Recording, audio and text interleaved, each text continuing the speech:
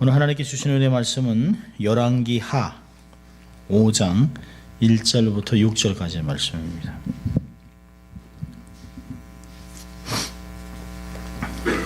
열왕기하 5장 1절부터 6절까지의 말씀 제가 봉독해 드립니다.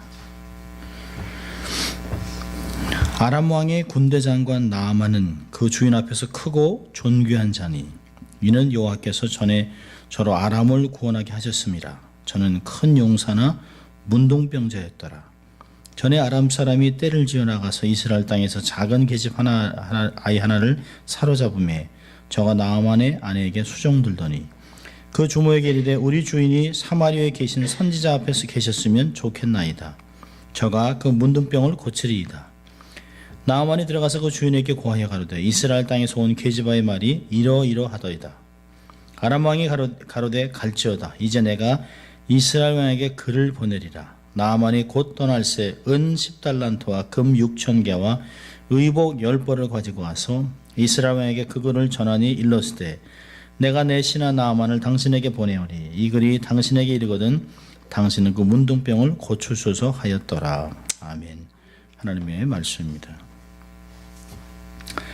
나아만 장군 참 리더십을 찾기는 어렵습니다만은 하나님께서 왜 나아만 장군이라는 사람의 이름을 성경에 기록했을까 라고 하는 것을 생각해 볼 필요도 있습니다.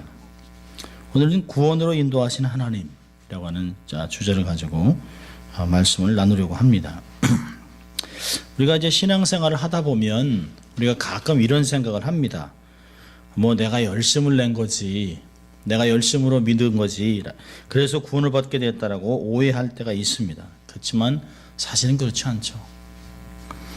우리를 창세전에 하나님이 택해 주셨다라고 에베소 2장은 이야기합니다. 1장부터 만세전에 우리를 예정하시고 택정하사 때가 되어 믿음 주셔서 우리가 그리스도를 영접하게 하셨다라고 이야기합니다. 하나님이 택한 백성들을 위해서 독생자를 보내서 십자가에 못 박게 죽게 하심으로 우리의 모든 죄를 대속하셨어요. 또 우리에게 성령을 보내주셔서 감화 감동을 통해서 때가 되니까 각 사람이 자기의 삶의 터전에서 다양한 방법으로 하나님을 받아들이고 믿음을 받아들이고 구원을 경험하게 되는 것을 볼 수 있습니다. 다시 말하면 내가 받은 구원은 내 힘으로 이룬 것이 아니라는 것이죠. 성경은 철저하게 자력 구원을 거부합니다. 타력 구원입니다. 자력이 아니라 외부로부터 하나님의 능력이, 하나님의 영이 우리의 삶에 말씀으로 임한 것입니다. 성경은 계속해서 이야기합니다. 우리가 하나님을 알지 못하고 있던 죄인 되었을 때, 또 로마서 5장 8절과 10절은 우리가 원수 되었을 때 우리를 위하여 하나님께서 아들 예수 그리스도에게 모든 죄를 전가하셨다라고 얘기했습니다. 그런 것을 보면 우리가 지금 누리고 있는 구원은 하나님이 일방적으로 우리에게 베푸신 것이에요. 우리에게 동의를 구하신 것도 아니에요. 하나님의 주권과 전권을 가지고 우리를 때가 되어 우리를 택하셔서 우리에게 믿음 주시고 주를 위해 살아갈 수 있도록 인도하신 것을 볼 수 있습니다. 오늘 그 본문을 보면 하나님께서 나아만 장군, 아람 나라예요. 아람 나라의 나아만 장군을 구원하기 위해서 어떻게 섭리하고 있는 것을 우리가 볼 필요가 있습니다. 나아만은 왕 다음에 위치해 있는 사람이죠. 과거에 나라가 위험해 있을 때 성경으로 보면 그런 말씀이 있어요. 1절에 아람 왕의 군대 장관 나아만은 그 주인 앞에서, 그 왕 앞에서 크고 존귀한 자니 이는 여호와께서 전에 저로 아람을 구원하게 하셨습니다. 대단한 사람이죠. 왕이 그를 아주 귀하게 여기는 구국공신입니다. 나라가 막 풍전등화에 같은 상황에 있을 때 그가 자기의 힘으로 싸운 것이 아니에요. 누군가가 용기를 주고 어떤 계책을 마련하게 해서 하나님의 주신 방법으로, 자기는 하나님을 몰랐지만 하나님은 그를 사용하셔서 그의 나라를 구원하게 하셨다라고 얘기하고 있습니다. 하나님이 그를 도우셔서 하나님이 나아만 장군과 함께 하셔서 그런 큰 일을 하셨다라고 성경은 기록하고 있습니다. 하나님을 알기도 전에 하나님에 대해서 들어보기도 전에, 하나님에 대해서 믿음을 표현하기도 전에 하나님은 이미 나만 장군을 구원하시기로 결정하셨습니다. 축복을 주시겠다고 작정을 하셨어요. 그런 것을 보면 우리 이렇게 예배드리러 나와 있는 우리도 사실은 우리가 예수 믿기 전부터 하나님께서 우리의 삶에 개입하시고, 우리가 죄 가운데 살았음에도 불구하고 우리가 정말 구원받을 수 있을까라고 하는 인생을 살아감에도 불구하고 하나님은 우리 가운데 정말 신비롭게 우리의 삶을 역사하셔서 때가 돼서 정확한 때에, 하나님의 때에 우리를 예수 믿게 하셨다는 것을 볼 수 있습니다. 그런 거 보면 하나님의 은혜가 얼마나 큰지 몰라요. 어느 누구도 야, 내 힘으로 구원받았다 그럴 수 없죠. 사도 바울이 얘기한 것이 나의 나 된 것은 하나님의 은혜라. 그것은 모든 성도들의 고백입니다. 이 5장 1절을 보면 하나님께서 전에 저로 아람을 구원하게 하셨습니다. 저는 큰 용사다. 근데 하나 단점이 있어요. 문둥병입니다. 정말 나라에서 구국공신입니다. 정말 날아가는 새도 떨어뜨릴 수 있는 권세가 있습니다. 왕 외에는 그를 나무랄 수 있는 사람이 아무도 없습니다. 왕마저도 그를 귀하게 여기는 구국공신이에요. 그런데 그의 삶에 인생에 가장 큰 문제가 있습니다. 그것은 문둥병입니다. 이 전체 성경을 보거나 아니면 이제 많은 그 주석을 보면 그가 처음부터 문둥병은 아닙니다. 그가 나라를 세울 때 하나님의 도움을 받아서 나라의 구국공신이 될 때는 전혀 그런 문제가 없었습니다. 그가 그 나라에서 굉장한 권세를 누리고 있는 그 삶의 가장 피크했을 때, 최고의 정상을 달리고 있을 때 그의 삶의 문제가 덜컹하고 나타난 것이에요. 이 문둥병은 하나님이 그를 자기에게 부르시기 위해 주신 병입니다. 문둥병은 정말 천벌이라고 얘기하잖아요. 가장 저주받은 병이라고 많은 사람이 생각하지만 나만에게는 이 병이 하나님께 나오는 근원이 된 것이에요. 나만에게는 저주의 병이 아니라 구원에 이르는 병이 된 것입니다. 문둥병은 결정적으로 그로 하여금 하나님을 만나게 하고 하나님을 알게 하고 구원받게 하는 축복을 가져주는 병이었습니다. 사실 이 나만 같은 사람이 얼마나 많은지 몰라요. 세상에서 하다 안 되니까 하다 안 되니까 마지막 때 교회라도 가보자, 하나님께 가보자.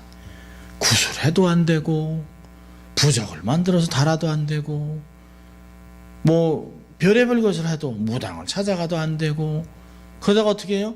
사람들이 많은 이야기 사람이 힘들면 지푸라기라도 잡게 됩니다.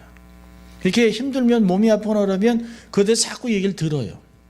그러다가 옆에 있는 사람들이 교회 가보세요. 기도하면 나아요. 그 기적적인 얘기가 많습니다라고 얘기를 듣다가 어느 한순간에 그게 믿음으로 다가와서 해볼까? 라고 하는 생각들이 되죠. 주위에는 그런 사람이 참 많이 있습니다. 죽을 병에 걸렸다가 병원에 가도 안 되니까 교회 나와서 치유되고 또 예수를 믿는 역사가 나타납니다. 어떤 면에서는 저희 가정도 그런 가정 중에 하나입니다. 저희 어머니가 저희를 위해서 어릴 때부터 유치원에 보내고 신앙생활을 했지만 저희 어머니는 전혀 믿음과는 상관없이 당신의 교육을 많이 받지 못했기 때문에 자녀들에게 신교육, 새로운 교육을 하기 위해서 동네에서 그래도 그 없는 재정에서 돈을 따로따로 떼서 유치원, 또 백인이 하는 유치원, 성서 침례교회라는 데를 저희를 보냈습니다. 그러니까 어머니는 가끔 절도 가시고 가끔 보살들하고 얘기도 하지만 자식들 4명들은 다 유치원을 나갔어요. 근데 유치원에 가서 다 우리가 예수 믿고 밥 먹으면서 기도하고 그랬습니다. 그러니까 유치원 지나서 초등학교까지 계속 저희는 그냥 그렇게 교회를 다녔지만 어머니는 그러지 않았어요. 그러다가 부모님이 교회를 안 다니시니까 자연적으로 초등학교 한 3학년 4학년 다니다가 다 그만뒀습니다.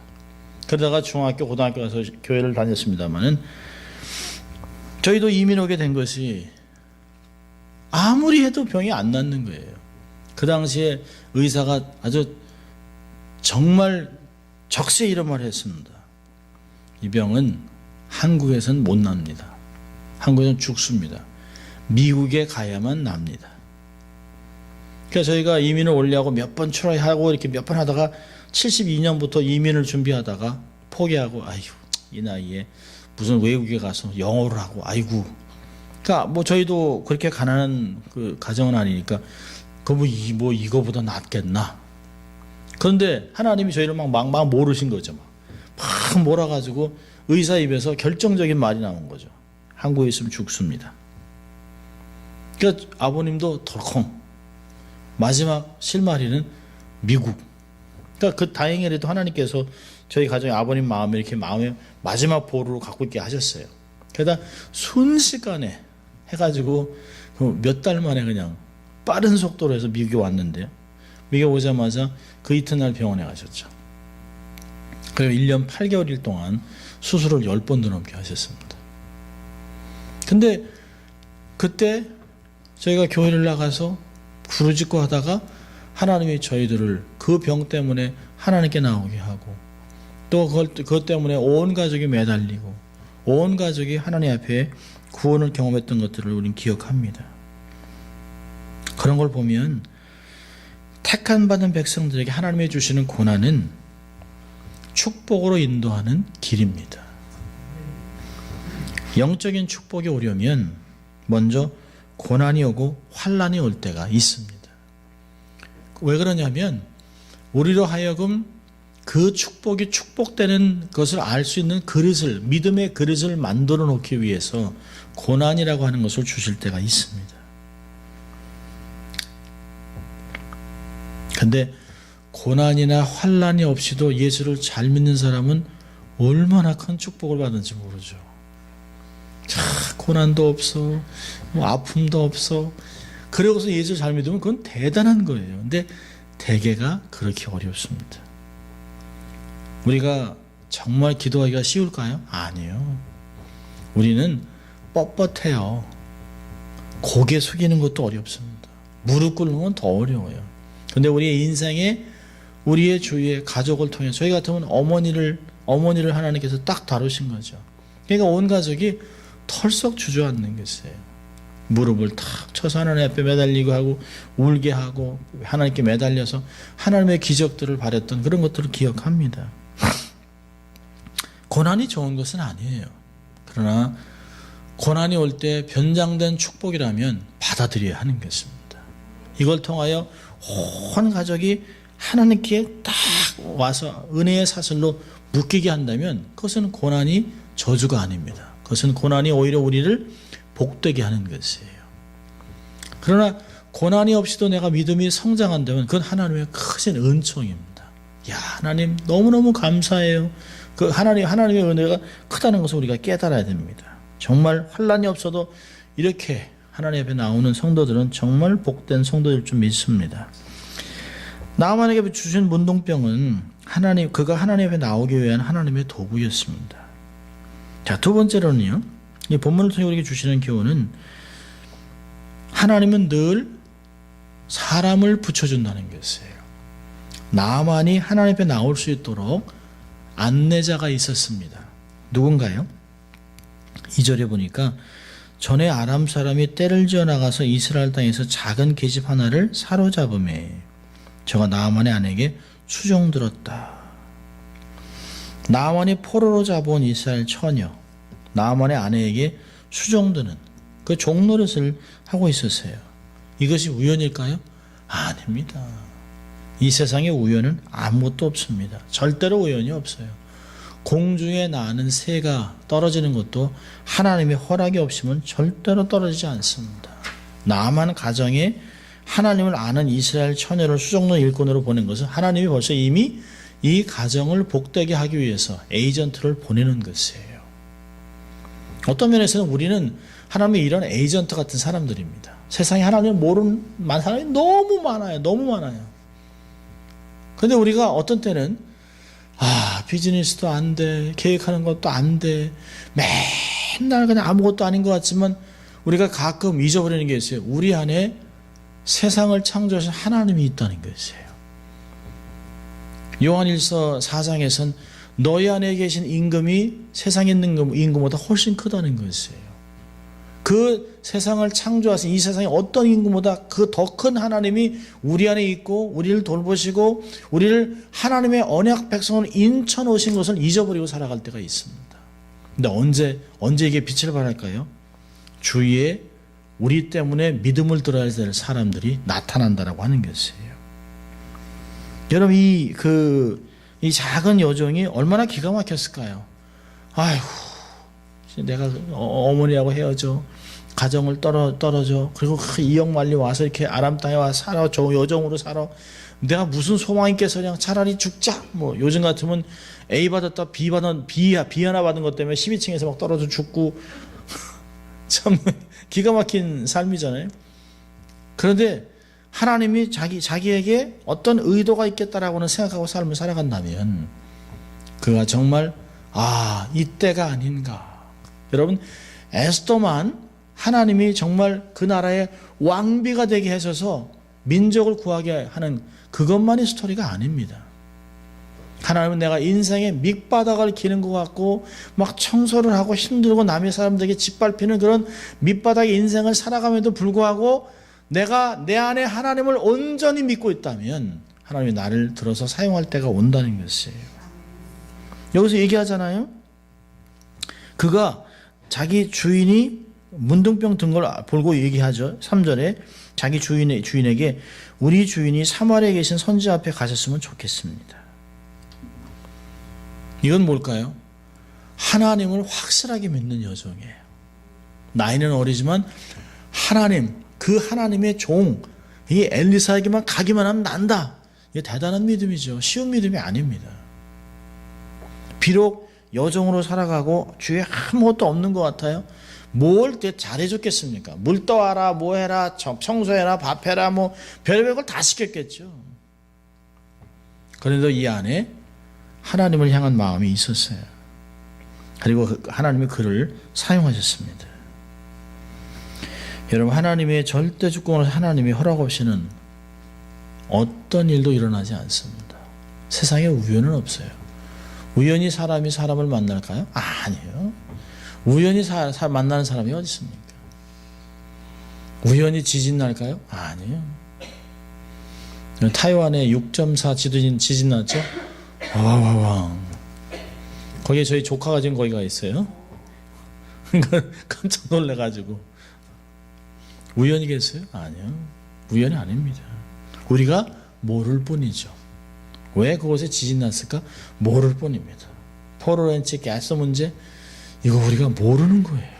알 수가 없는 거예요. 야곱이 외삼촌의 집을 찾아갈 때 얼마나 아주 막막했겠습니까? 한 번도 가보지 않은 그 가정이 없는 먼 나라, 먼 지방을 향해서 가는데 하나님이 그를 도중에서 만나시죠. 꿈에서 그를 만나서 하나님이 내가 너와 항상 함께 하겠다. 너의 삶의 모든 것을 다 이룰 때까지 결코 내가 너를 떠나지 않겠다. 버려두지 않겠다. 그 이야기를 듣고 야곱이 하나님께 서원을 합니다. 하나님 정말 내가 집으로 돌아오게만 하면 하나님 제가 하나님을 섬기고 하나님에게 11절 드리고 이곳에 하나님의 전을 지어드리겠습니다. 근데 한 가지도 안 이루어요.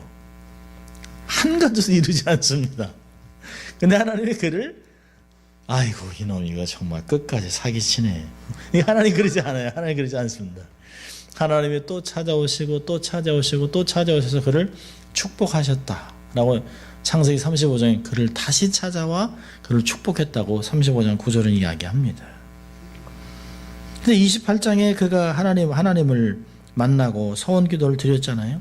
그런데 그리고 그 다음 날 외삼촌의 딸을 만납니다. 얼마나 그 피곤이 사라져 좋았겠어요. 하나님께서 기도 응답하셔 축복하실 때는 반드시 하나님이 안내자를 붙여주세요. 절대 주권자이신 하나님을 만나기 위해서 나아만에게 여종이라고 하는 에이전트를 하나 붙여놓으셨어요. 안내자를 보내주셨어요. 여러분, 세상에서 제일 좋은 복이 뭘까요? 인복입니다. 사람을 만나는 복이에요. 사람이 그냥 만나질까요? 아니요. 사람은 정말 다양한 사람이 많아요. 시간 지난 다음에 시간 지나다가 저는 주로 좀 잘 믿습니다. 이렇게 믿다가 이제 믿는 도끼에 발등이 찍히고 막 이럽니다만은 저는 일단 당하더라도 믿자 이런 주장입니다. 일단 믿음 막 퍼져요. 이렇게 막 퍼지고 막 그냥 제 아내도 당신이 그렇게 사람을 못 보냐면 사람 못 보냐. 일단 그냥 막 다 줘요. 그 나중에 좀 이상한데 뭐 그런 걸 막 느낍니다. 근데 어떤 사람은요 뚱한 것 같으니 변함없이 좋은 사람들이 있어요. 정말 인생에서 변함없이 우리의 마음을 터놓고 얘기하고 정말 삶을 나눌 수 있는 사람이 있다는 건 얼마나 좋은지 몰라요. 내가 세상에서 세 사람만 삶을 나누는 친구가 있다면 정말 복되다는 것이에요. 세상에서 사람 잘 만나는 복, 여러분도 인복을 받으시기를 바랍니다. 여러분, 이스라엘 처녀는 아람 장군의 집에서 일하던 중에 나만이 문둥병에 걸려서 그 부부가 고민하는 것을 들은 거죠. 그리고 그 나만의 아내에게 아이고 우리 주인이 사마리아 선지자 앞에 계셨으면 얼마나 좋겠어.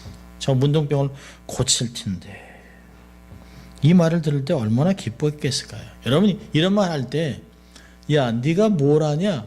야, 그렇게 니네 나라가 이렇게 대단하면 네가 여기 종으로 잡혀왔겠어? 이러면 끝나는 거죠. 그런데 그게 들리는 거예요. 때가 됐다는 거죠. 나만의 가정이 하나님께 돌아올 때가 됐다는 것이에요. 여러분, 복음이 들리는 것 하나님의 때입니다. 우리의 삶 속에 사람이 믿음의 얘기를 하는데 복음에 대한 이야기를 하는데 하나님에 대한 얘기를 하는데 그게 내 귀에 들리면 그건 하나님이 내게 말씀하시는 것이에요. 내가 복을 받을 때가 된 것이에요. 주위에서 아무리 얘기를 해도 나중에 천천히 조금 이거 하고 요거 끝내고 요거 마치고 그건 아직 때가 안 된 거예요. 정말 하찮아 보이는 여종이 그렇게 얘기를 하는데요. 그 나아만 부인이 얘기하죠. 이야, 살 길이 났겠다. 병 고칠 기회를 가졌다고 생각을 한 것이에요. 하나님이 택한 사람은 복음을 들으면 믿음이 생겨요. 그리고 그 믿음으로 인하여 내 마음에 소망이 생기는 것을 볼 수 있습니다. 사도행전 13장 48절을 보면 이런 말씀이 있어요. 이방인들이 듣고 기뻐하여 하나님의 말씀을 찬송하며 영생을 주기로 작정된 자는 다 믿더라. 우리가 복음을 전할 때 낙심할 필요가 없어요. 그가 택자라면 반드시 반응하게 되어 있다는 것이에요. 때가 차면 반드시 와요. 우리가 복음을 전할 때 이 사람이 믿을까 안 믿을까 안 믿으면 어떡하지 그런 부정적인 생각을 할 필요가 없습니다. 그가 하나님이 택한 사람이라면 지금 상태 아무리 악해 보여도 도저히 예수를 안 믿을 것 같은 사람이라 할지라도 그가 하나님께 돌아오게 된다는 것이에요. 하나님이 택한 백성 영생을 주기로 예정된 사람은 다 믿는 것이에요. 이거 보세요. 나만 장군 열왕기하 5장에 있는 이 나만 장군은 자기 집에서 기르는 자기가 잡아온 요정이에요. 잡아온 요정 어린애. 그걸 자기 아내를 섬기라고 여정으로 줬는데 그 여정이 하는 말이 들리는 거예요. 살 길이 나오는 거죠. 여러분 아무리 급하면 우리가 지푸라기를 잡는다 하지만 우리가 가끔 들을 때 그런 말이 있어요. 에휴, 저건 아니지. 그러면 아니에요. 그런데 귀가 솔깃하면 그건 되는 것이에요. 여기서 얘기하잖아요. 그걸 믿음의 때라고 얘기하는 것이에요. 그 주모에게 이르되 우리 주인이 사마리아에 계신 선지자 앞에 계셨으면 좋겠나이다. 저가 그 문둥병을 고치리이다. 그 이야기를 듣고 나아만이 자기 왕에게 갑니다. 자기 왕에게 가서 이런 이야기를 우리 집에 온 계집종이 이러이런 말을 하는데 내가 가봐야겠습니다. 왕이 그 나만 장군을 얼마나 아끼냐면 편지를 써줍니다. 이스라엘 왕에게 우리 나만 장군의 병을 고쳐주소서 이렇게 얘기합니다. 근데 이스라엘 왕은요, 그 편지를 받고 웁니다. 우리나라를 치려고 나만 장군이, 아니 우리가 어떻게 운동병을 고치라는 얘기야, 막 이렇게 나옵니다. 그러니까 이스라엘 왕보다 이방 왕이 믿음이 더 있어요. 그러니까 어떤 데 보면 참 그 안타까운 그런 것도 있어요. 그러니까 교회에 있는 사람보다 어떤 사람이 교회 밖에 있는 사람들이 더 믿음 있는 말을 합니다. 우리가 막 안 된다고 그러는데, 왜 안 돼요? 하나님 믿는 사람들이 기도하면 되죠. 근데 교회 다니는 사람이 뭐라 그래요? 기도한다고 됩니까? 참 부끄럽죠, 사실은요. 기도하면 다 된다라고 얘기를 우리가 하면서도 밖에 나가서는 안 믿는 사람이 그 얘기를 우리한테 해줘요. 아니 믿으면 되잖아요. 열심히 이제까지 하나님이 해주셨잖아요. 어떤 때 보면 이 사람이 정말 예수 안 믿는 사람 맞나? 불신자가 이런 말을 할까 하는 생각을 합니다. 똑같아요. 여기서도요. 이스라엘 왕에게 편지를 보내서, 여러분 7절 보세요. 7절 보면 6절에 당신에게 보내거든 당신의 그 문둥병을 고쳐주소서 편지를 보냈어요. 7절 보니까 이스라엘 왕이 그 글을 읽고 자기 옷을 찢으며 가로되 내가 어찌 하나님과인데 능히 사람을 죽이며 살릴 수 있으랴. 저것자의 사람을 내게 보내어 그 문둥병을 고치려 하느냐. 너희는 깊이 생각하고 저 왕이 틈을 따서 나로 더불어 시비하려 함인 줄 알라 하니라. 하나님의 사람 엘리사가 이 이스라엘 왕이 자기 옷을 찢었다함을 듣고 왕에게 보내어 가로되 왕이 어찌하여 옷을 찢었나이까 그 사람을 내게로 오게 하소서. 저가 이스라엘 중에 선지자가 있는 줄을 알리이다. 참 믿지만, 택한 사람이지만, 교회를 다니지만, 예수 믿는다고 하지만 우리는 정말 많은 때에 믿음이 없는 소리를 할 때가 참 많습니다. 참 안 된다, 힘들다, 도저히 안 돼, 이건 뭐 무슨 수를 써도 안 돼. 너무 확신을 갖고 있어요. 안 된다고. 그런데 이 본문을 보면 정말 그 이방인 안에도 이런 믿음들이 있는 것을 볼 수가 있습니다. 자, 나아만이 5절 보니까 아람 왕이 가로되 갈지어다. 이제 내가 이스라엘 왕에게 글을 보내리라. 나아만이 곧 떠날새 은 10달란트, 금 6,000개, 의복 10벌을 가지고 갑니다. 은 10달란트가 얼마큼입니까? 400kg. 은을 400kg 가져오는 거예요. 400kg. 어마어마한 겁니다. 어마어마한 거. 그 당시엔 은이 돈입니다. 돈. 어마어마한 거죠. 금도 6,000개. 의복 그냥 보통 내복 같은 거 가져왔겠어요? 아주 좋은 옷들을 가져왔겠죠. 최고의 옷들을 가져왔겠죠. 여러분, 나만은 문둥병이 낫기 전에도 감사 예물을 준비했어요. 감사 예물을. 이스라엘 그 시종으로부터 사마리아 엘리사에 가면 문둥병을 고칠 수 있다는 말을 들은 나아만은 왕에게 고하고 허락을 받아서 왕의 편지를 가지고 많은 예물을 준비했습니다. 여러분, 여기서 어떤 걸 얘기할 수 있어요? 생명이 무엇보다 귀한 것이에요. 생명이. 예수님이 그러잖아요.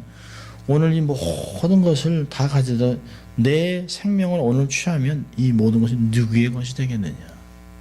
어리석은 부자에게 주님이 누가복음 12장에 그런 말씀하신 것을 기억합니다. 여러분, 나아만은 두 가지를 깨닫는 거죠. 내가 건강하지 않는다면 이런 재물이 무슨 소용이 있겠냐. 건강이 더 중요한 걸 깨닫는 것이에요. 또 하나는요, 내가 이 치료를 위해서 예물을 드려야겠다는 마음대로 갔습니다. 성경으로 보면 어떤 면에서는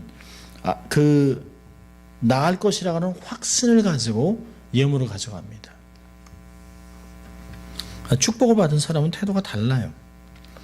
여러분, 우리가 하나님께 응답받기 위해서 기도할 때요, 몇 가지가 필요합니다. 우리가 기도받기 위해서 어떤 태도를 가져야 할 것인가. 첫째로는 목숨을 걸고 부르짖어야 합니다. 목숨 걸고. 대충 기도하다 그만두면 그런 건 아니에요. 기업과 응답받기 위해서 물러서 않겠다는 단호한 각오가 필요합니다. 그럴 때 반드시 하나님의 응답이 있어요. 그 응답이 우리의 마음의 소원을 들어주기보다는 그런 간절함 속에 하나님이 우리의 삶을 변화시키면서 하나님의 뜻을 알려줄 때가 많이 있습니다. 급해서 하나님께서 우리의 삶에 우리가 기도가 하나님의 뜻에 딱 하고 맞으면 응답은 굉장히 속히 오겠죠. 그러나 하나님의 때가 아니라든지 우리가 하나님의 것이 아닌 것을 구한다면 하나님이 우리의 기도를 바꿔가면서까지라도 하나님의 응답하는 것을 볼 수 있어요. 중요한 것은 결사적으로 기도해야 됩니다. 두 번째는요, 그거보다 더 귀중한 게 있어요. 더 중요한 것은 회개하는 것이에요. 우리가 달변의 기도가 중요한 것이 아니에요. 중언부언하고 기도하는 게 중요한 것이 아니죠. 밤이 맞도록 기도하는 것 중요하지요. 정말 열흘 금식하고 기도하는 것 중요하죠. 그러나 더 중요한 것은 내 마음에 정결함이 필요하다는 것이에요. 내 마음에 아직도 죄가 있는데, 내 안에 죄의 소원이 있는데 하나님께 나와서 기도해야 무슨 소용이 있냐는 거예요. 하나님이 하나님 주세요. 너 먼저 손 씻고 와. 마음을 정리하고 와. 내 마음의 죄부터 정리해 라고 하나님이 말씀하실 때가 많습니다. 죄는 우리의 기도를 가로막습니다. 죄는 하나님의 얼굴을 돌리게 만들죠. 이사야 59장은 얘기합니다. 하나님의 손이 부족해서 너에게 못 가는 것이 아니라는 거죠. 너의 죄가 하나님께로부터 온 온갖 좋은 것을 막았느니라 라고 얘기하고 있습니다. 죄가 우리의 삶을 꽁꽁 묶어놨어요. 하나님의 것들을 받지 못하게 합니다. 여러분, 죄는 방향성을 돌려놓습니다. 우리가 이렇게 컵이 이렇게 있으면 컵을 이렇게 있어야 물이 쏟아지면 받잖아요. 죄는 이걸 뒤집어 놓습니다. 아무리 큰 그릇이 있으면 뭐예요? 뒤집어 놨는데. 하나님의 복을 받을 수 있도록 준비가 안 됐는데. 우리가 마땅을 향해 행했는데요. 아무리 큰 독이 있으면 뭐예요? 뒤집어 놨는데. 여러분, 죄는 방향성을 바꿔놓는 것이에요. 죄의 회개는 뭘까요? 하나님을 향해 다시 서는 것이에요. 우리의 삶을 하나님을 향해 다시 여는 것입니다. 그래야 하나님이 주시는 것들을 받을 수 있는 그릇이 되는 거죠. 기도하는 것이 하나님 앞에 기도하는 것이 응답되고 하나님이 내 기도를 들으시고 응답의 문을 열도록 하려면 먼저 회개하는 것이 중요합니다. 회개 합당한 열매를 맺어야 합니다. 죄를 뉘우치고 죄를 끊어버려야 합니다. 불순종하는 것을 정리해야 합니다. 그 창세기 34장을 보면 야곱의 딸 디나가 세겜에 나가서 강간을 당합니다. 온 집에 그냥 쑥대밭이 되는 것이죠. 그래서 그 오라버니들이 다 거짓으로 맹세를 하죠. 그 세겜이 정말 디나를 사랑했던 모양이에요. 그래서 정말 딸을 달라고 얘기하죠. 세겜 추장이 와서 같이 이렇게 언약을 맺자. 그러니까 거기서 거짓 언약을 맺습니다. 우리는 할례 받은 자에게 우리의 딸을 줄 수 없다. 여자를 줄 수 없다. 우리가 할례를 맺으면 우리가 한 형제가 돼서 딸도 가져오고 또 우리도 딸도 주고 그래서 서로 이렇게 가족이 된다. 그러니까 세겜 추장이 가만히 있다 보니까 그럼 결국 우리 다 우리 거 되네 라고 생각하고 할례를 받습니다. 성경에 할례를 받고 3일째 모든 남자들이 고통을 잡고 있을 때 레위와 시몬이 가서 칼로 다 찔러 죽입니다. 그리고 도둑질하고 거기서 도륙을 하고 모든 물건들을 막 훔쳐옵니다. 강도 때가 된 거죠. 강도 때가. 그러니까 야곱이 그런 자기 아들이었는데 너희들이 이것에 피해 냄새를 냈다는 거예요. 이제 우리 가족이 다 죽게 생겼다. 그 당시에 인터폴도 없어요. 보호기관도 없습니다. 그저 그 야곱의 가족은 그냥 천막을 짓고 지나가는 베두인족입니다. 그럼 도시에 있는 성이 세겜성과 그 주위에 있는 성들이 함께 연합해서 그들을 치면 그냥 다 죽는 것이에요. 근데 그때 야곱이 하나님 앞에 자기의 삶을 드립니다. 여러분 창세기 35장을 한번 볼까요? 창세기 35장. 창세기 35장에 놀라운 일이 있습니다.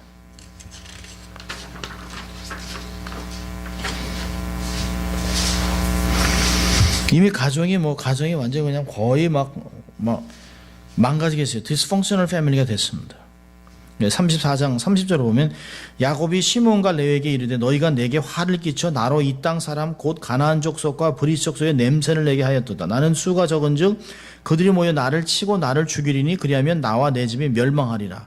근데 자식들이 뭐라 그러냐면 31절에 그들이 그러되 그가 우리 누이를 창녀같이 대하며 가하니까 아버지한테도 막 목소리를 냅니다. 자, 이때 35장에 놀라운 일이 일어난다. 하나님이 야곱에게 이르되 일어나 베델로 올라가서 거기 거하며 내가 내 형의 에서의 낯을 피하여 도망하던 때에 내게 나타났던 하나님께 거기서 단을 쌓으라 하신지라. 야곱이 이에 자기 집사람과 자기와 함께한 모든 자에게 이르되 너희 중에 이방 신상을 버리고 자신을 정결케 하고 의복을 바꾸라. 우리가 일어나 베델로 올라가자. 나의 환난 날에 내게 응답하시며 나의 가는 길에서 나와 함께 하신 하나님께 내가 거기서 단을 쌓으려 하노라 하매 그들이 자기 손에 있는 모든 이방 신상과 자기 귀에 있는 고리를 야곱에게 주는지라. 야곱이 그것들을 세겜 근처 상수리 나무 아래 묻고 그들이 발행하였으나 하나님이 그 사면 고을로부터 크게 두려워하게 하신 거로 야곱의 아들들을 추격하는 자가 없었더라. 기가 막히죠. 여러분 4절 보세요. 얼마나 우상에 쪄들었냐면 이방 그 손에 있는 이방 신상과 자기 귀에 있는 고리, 이 점치는 것들이에요. 점치는 고리들을 몸에 갖고 있습니다. 매 순간마다 점을 치고 우상에 쩔어 살던 사람들이에요. 이들이 모든 것을 다 정리하고 가차없이 다 모아서 야곱이 그것을 세겜 근처 상수리나무에 묻었습니다. 그리고 그거 발행했지만 하나님이 그 주위에 있는 모든 나라들에게 알 수 없는 두려움을 줬어요. 그러니까 그들이 쫓아오지 못합니다. 분명히 공격을 하면 다 죽일 수 있는데 아무도 쫓아오지 않습니다. 왜? 하나님이 그 사면 거울에 두려움을 허락했기 때문에 야곱의 아들을 추격한 자가 없어요. 회개할 때 이런 역사가 일어나는 것이죠. 철저하게 정리할 필요가 있습니다. 아까워하지 말아야 합니다. 우리의 삶에 회개할 때 우리의 삶에 있는 것들은 어떤 것도 아까워하면 안 돼요. 회개 열매는 불순종하는 사람의 순종함으로 열매를 맺습니다. 야곱의 식구들이 모든 우상을 버리고 몸을 깨끗이 씻고 옷을 갈아입으라 할 때 그대로 순종했어요. 그러니까 진정한 회개의 열매를 맺은 것이죠. 거기 하나님이 순종의 회개의 열매를 주신 것이죠. 그러니까 정말 우리가 기도할 때 처음에는 결사적으로 기도하고 그보다 더 중요한 것은 하나님 앞에 회개하고 정결한 마음으로 서는 것이에요. 방향성을 하나님께 트는 것이에요. 세 번째로는 감사 예물을 준비하는 것이에요. 하나님이 기뻐하시는 기도는 감사의 기도입니다. 하나님 앞에 우리가 원통함을 털어놓기도 하고 부르짖기도 하고 때를 쓰기도 하고 하나님 앞에 소리지기도 하지만 하나님이 정말 기뻐하시는 것은 감사의 기도예요. 하나님 정말 감사합니다.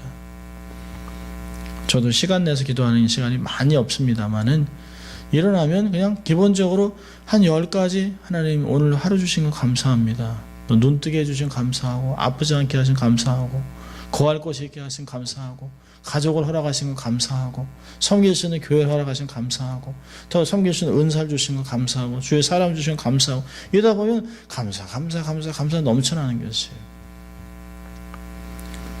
고난이 왜 없겠습니까? 왜 어려움이 없겠습니까? 그러나 우리가 그럴 때마다 그 고난과 어려움을 겪어낼 수 있는 것은 내 삶에서 계속해서 샘물같이 터져나오는 감사의 기도 때문입니다. 우리가 정말 작은 것을 기억하다 보면 감사하지 않을 수 없습니다. 모든 것이 감사입니다. 하나님 앞에 기도할 때 감사 기도를 많이 하세요. 큰 것만 감사하려 하지 마세요. 작은 것, 아주 우리가 하찮게 여기는 것, 지금까지 지내온 것, 하루가 얼마나 좋은지 몰라요.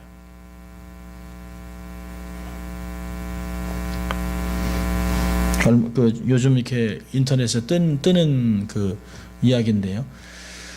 아이가 6살이 되었는데 어머니가 이제 세상을 하직하는 거죠. 병 때문에.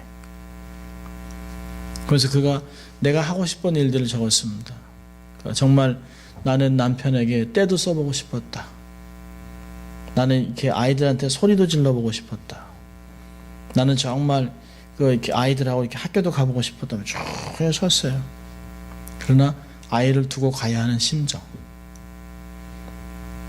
그런 걸 보면 아이를 이렇게 보면서 이 사람보다 내가 하나님 얼마나 내 삶을 연장해 주신 것인가, 지금 내가 이렇게 살아있다는 것, 건강하다는 것, 이 나이까지 아이들이 자라게 한 것 얼마나 감사한가. 자식들 생각하면 어떤 때는 아이고 저것들 좀 그럴 때 있습니다. 아이고 저것들 정말. 그런데 지나고 나면 하나님이 그 모든 것이 감사할 것이라는 걸 생각나게 합니다. 하나님 앞에 정말 감사할 때 내 마음에 기쁨이 얼마나 넘치는지 몰라요. 근데 하나님께 감사할 때는 하나님께 예물을 드려야 합니다. 제가 물질주의인 것 같아서 야속하다고 생각할 수 있겠지만, 하나님께 기도했던 모든 사람들, 감사하며 하나님께 기도드렸던 사람들은 다 하나님의 예물을 드렸던 것을 볼 수 있어요. 하나님 앞에 정말 감사 기도를 한다면 응답받기 전에 응답받을 줄 믿고 감사 예물을 준비한 나만처럼 살아갈 필요가 있습니다.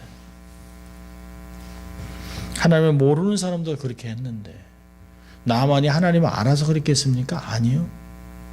하나님이 자기를 어떻게 고칠지, 선지자가 어떻게 생겼는지, 이스라엘 사람들은 어떻게 예배드리는지 전혀 몰라요. 그런데 믿고 간 것이에요. 믿고 예물을 가지고 간 것입니다. 나만은 이스라엘 처녀의 말을 듣고 엘리사가 있는 사마리아까지 갑니다. 나만이 이렇게 행동으로 옮긴 것은 아주 중요합니다. 믿으면 세 단계가 있잖아요. 우리가 마음으로 믿는 첫 번째 단계가 있어요. 두 번째로는 입으로 시인합니다. 내가 가겠다. 세 번째는 행동으로 옮기는 믿음이 있어야 합니다. 행동으로 옮기는 것이 정말 산 믿음이고 기적을 일으키는 역사가 나타나는 것을 볼 수 있어요.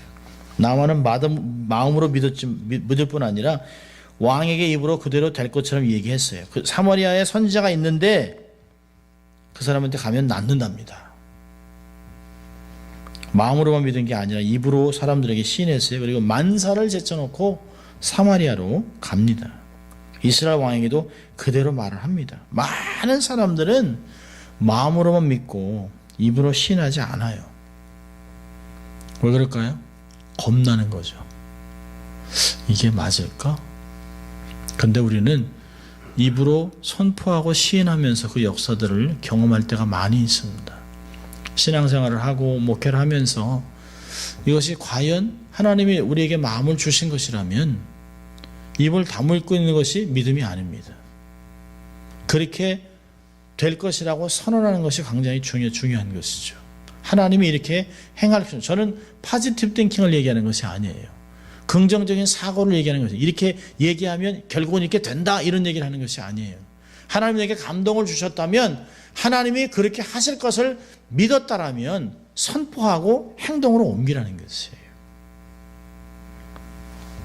입으로 시인하는 사람은 믿음이 자라는 사람입니다만은 믿음이 가장 큰 사람은 행동으로 옮기는 사람입니다. 이것을 순종의 사람이라고 이야기합니다. 하나님에게 감동을 주셨다면 그 감동을 행동으로 옮기는 순종하는 사람입니다. 이런 사람에게 정말 놀라운 기적이 나타나죠. 여러분, 나만이 엘리사를 찾아갑니다. 이게 마지막 고비죠. 나만은 잘못된 선입관을 갖고 있습니다. 아마 내가 이렇게 가면, 더군다나 이스라엘 속국인데 내가 가면 딱 나와서 자기에게 어떤 걸 하려고 생각했겠죠. 그런데 그러지 않는 것을 볼 수 있어요.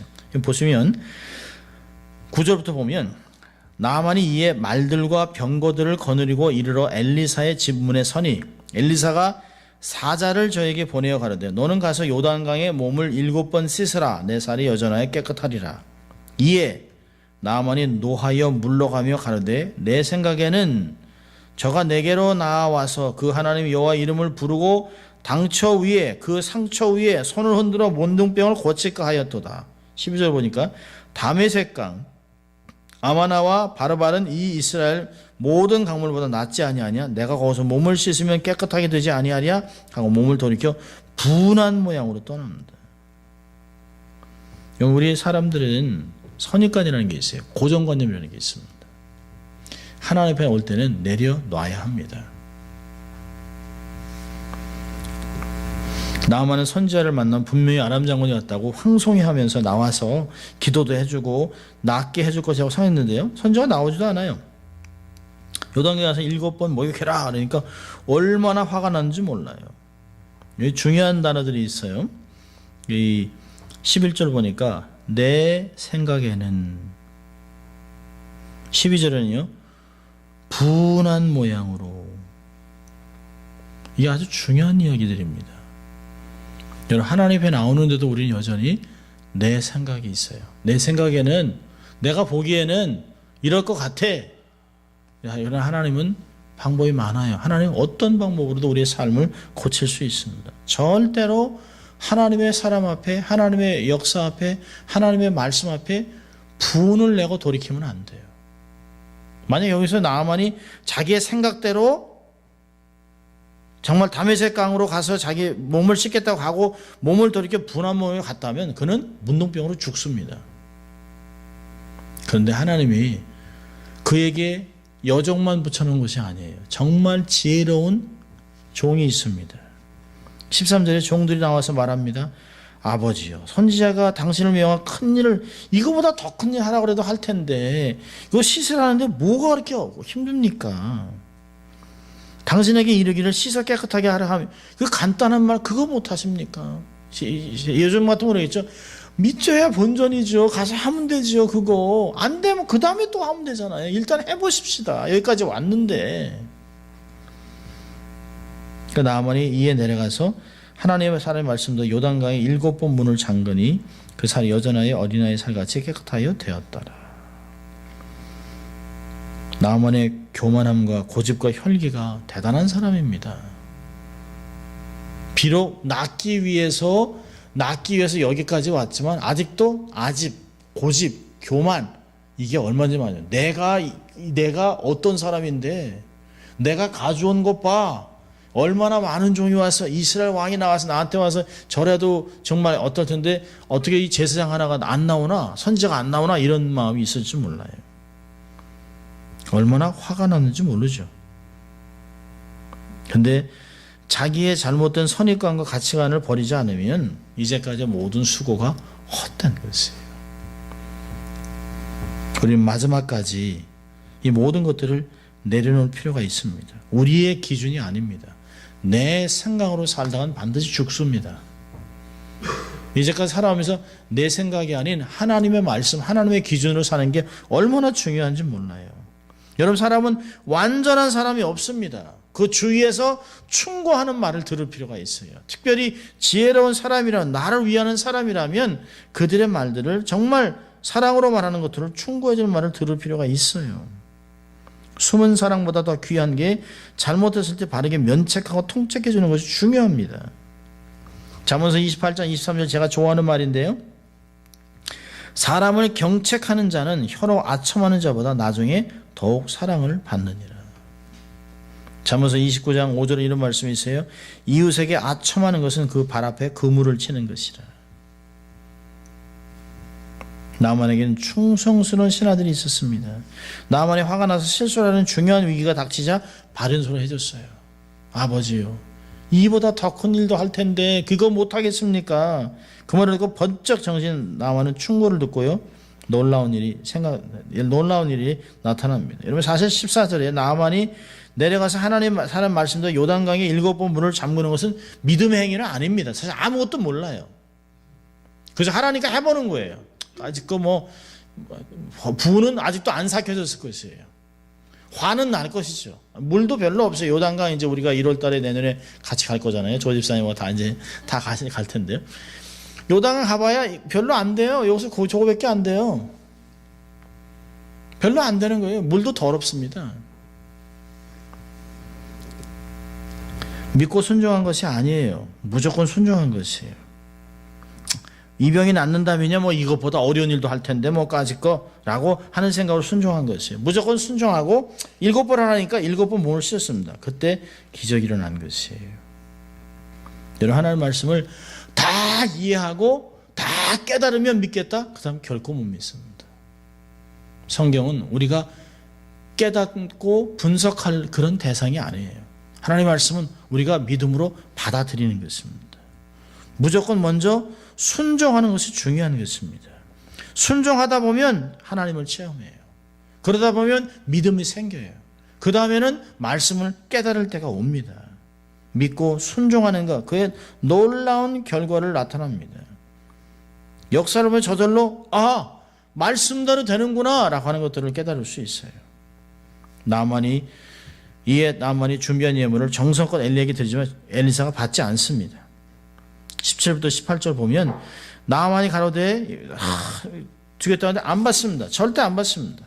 그러니까 나만이 뭐라 하냐면 청컨대 노새 두 바리의 실을 흙을 당신의 종에게 주소. 이제부터 종이 번제든지 다른 제든지 다른 신에게는 드리지 아니하고 다만 여호와께만 드리겠습니다. 오직 한 가지를 있사오니 여호와께서 당신의 종을 사유하시기를 원합니다. 곧 내 주인께서 림몬의 땅에 들어가서 거기서 숭배하며 내 손을 의지하리 하매 내가 림몬의 땅에서 몸을 굽히오니 내가 림몬의 땅에서 몸을 굽힐 때 여호와께서 이리 대해 당신의 종을 사유하시기를 원합니다. 내가 할 수 없이 우상신 앞에 가지만 내 마음에는 전능하신 하나님 한 분밖에 없습니다. 내가 우리의 왕이 그렇기 때문에 내가 시정으로 따라가지만 내가 이렇게 하는 것은 그냥 그 문화 속에 있는 거지. 그런 내 마음에는 하나님 한 분밖에 없습니다.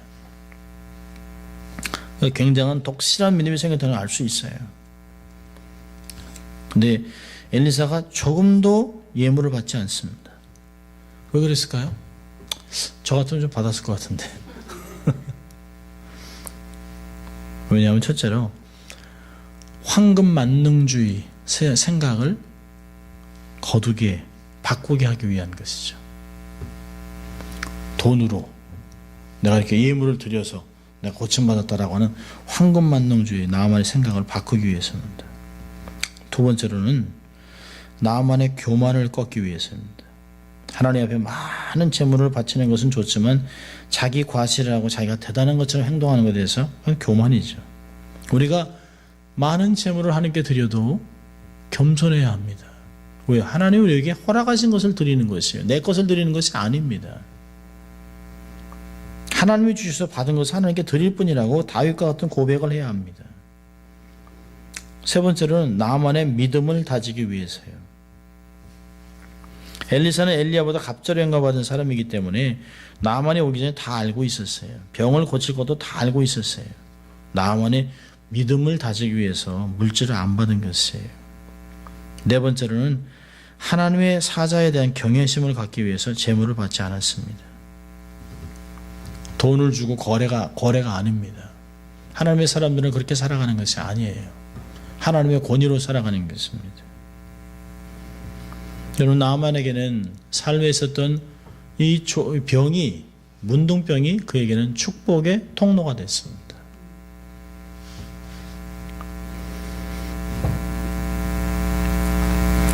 나만이 문둥병을 고침보다 더 좋은 것, 더 귀한 것은 뭘까요? 하나님을 믿는 것이에요. 하나님을 알고 하나님을 믿어서 하나님의 사람으로 남은 것이에요. 다른 주석들을 보면 나만이 죽을 때까지 가정에서 하나님만을 섬겼다는 기록들이 있습니다. 아람에서 쉬운 건 아니죠. 그가 사실 목숨을 건 것이죠. 림몬 신당에서 모든 제사에 참석하지만 자기의 가정만은 하나님을 섬기는 사람으로 남았다라고 이야기합니다. 예수 믿는 사람들, 가장 큰 복을 받은 사람들이죠. 성도들에서 가장 큰 복을 받은 사람은 가장 큰 은혜를 경험하는 사람들입니다. 여러분 기억하세요. 하나님의 눈으로 보세요. 우리의 삶에 있는 고난, 고통, 어려움, 이것들을 실타래를 우리가 힘으로 풀어내려고 하지 말고 하나님이 이것을 왜 허락하셨을까? 이걸 통해 하나님이 내게 말씀하시는 것은 무엇일까? 이걸 통해서 하나님 앞에 내가 얻어야 되는 것은 무엇일까? 하나님 앞에 어떻게 나가야 할 것인가를 생각하고 이것이 오히려 하나님께 나가는 회복의 기회가 되기를 소원합니다. 각자의 삶 속에 어려움이 다 있죠. 왜 없겠습니까? 털면 다 나오죠. 그러나 그것을 잘 풀어서 하나님 앞에 나가 믿음이 회복되고 믿음이 견고해지고 하나님께 쓰임만 여러분 될 수 있기를 주의 이름으로 축원합니다. 기도하겠습니다. 하나님 아버지 감사합니다. 오늘도 이 나만의 사건을 통하여 하나님이 이방인도 하나님을 모르는 자들도 하나님의 질병과 어려움과 고통을 통해서라도 그들을 하나님께 부르시고 믿음 주신 것 인하여 감사합니다. 하나님이 저희들을 만세전에 택하셔서 때가 되어 주를 만날 수 있도록 도와주신 주님 감사합니다. 이 믿음을 잘 유지하고 키워가면서 하나님 앞에 귀한 사역을 감당하는 저희들이 다 될 수 있도록 하나님 축복하여 주시옵소서. 감사하고 예수님 이름으로 기도합니다. 아멘. 우리가 함께 우리의 개인의 믿음의 성장을 위해서 우리 함께 같이 기도하겠습니다. 하나님 아버지 감사합니다. 오늘도 하나님 말씀을 통하여